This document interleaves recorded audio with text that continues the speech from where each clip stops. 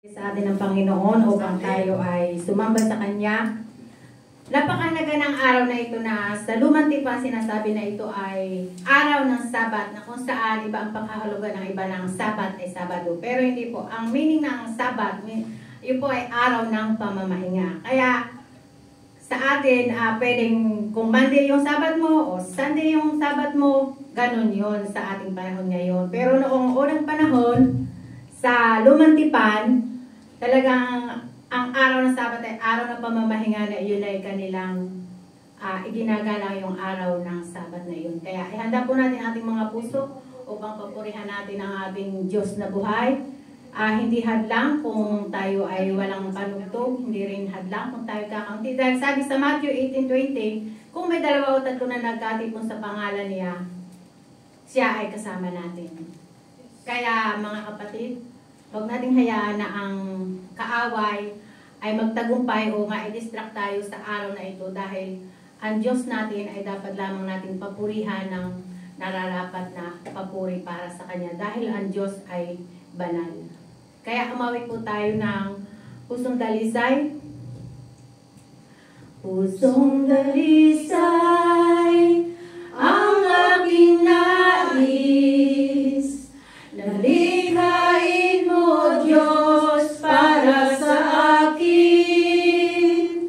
Pusong dalisay ang aking nais, nalikhain mo Diyos para sa akin.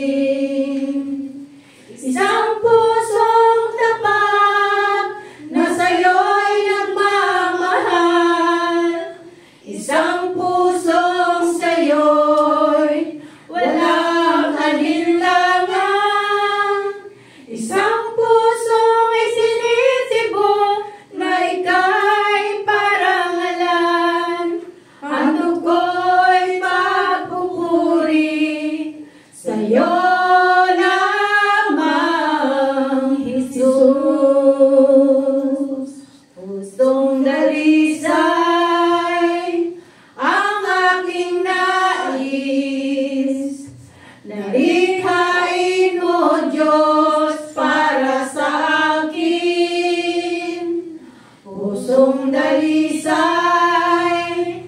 ang aking nais, nalikhain mo Diyos para sa akin.